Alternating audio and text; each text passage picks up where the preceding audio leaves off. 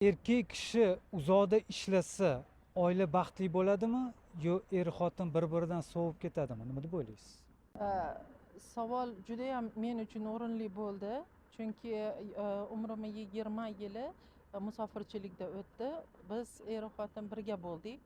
Lekin o'shani orasida ham 1 yil, yarim yil hayot taqozosi bilan alohida yashagan vaqtlarimizdan kelib chiqib aytamanki, erkak va ayol qayerda bo'lsa ham birga bo'lishi kerak. E, Endi hayot shunday bo'lib qoldi, majbur bo'lasan ekan, balki taqdirdir Allohdan kelgan. Aslida musofir bo'lishlikni ham tanlash bu uncha ham yaxshi ish emas. O'zim tajribamdan kelib chiqib aytyapman. O'zingni vataningdan baxt izlagan va xotin oila bus butun bir yerda bo'lgani muhabbati ko'proq, bir-biriga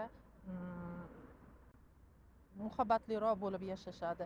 Balki vaqtincha qanaqadir bir nizo chiqishi mumkin, lekin agarda o'sha nizo musofirchilikda chiqadigan bo'lsa, hayotdan tezroq ayrilib, bir-biridan sovishi tezroq.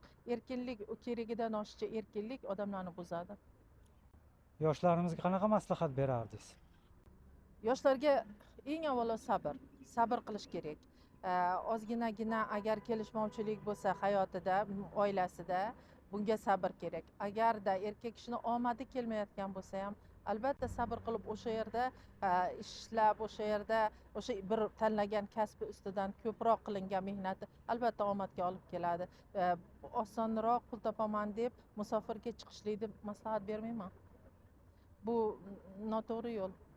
O'zimdan kelish. Biz musofirchilikda yomon bo'lganimiz yo'q. Oila tutdik, uy joy qildik, lekin bo'linib qoldik. Hozir bo'linib qoldikda, o'zimizni yurtimiz, o'zimizni elimizdan bo'linib, qandaydir u yoqda ham chujg'y, bu yoqda ham chujg'y bo'lgandek bo'lib qoldikda. Arosatda qoldik. Arosatda. Bu narsani maslahat bermayman. Joningiz sog' bo'lsin.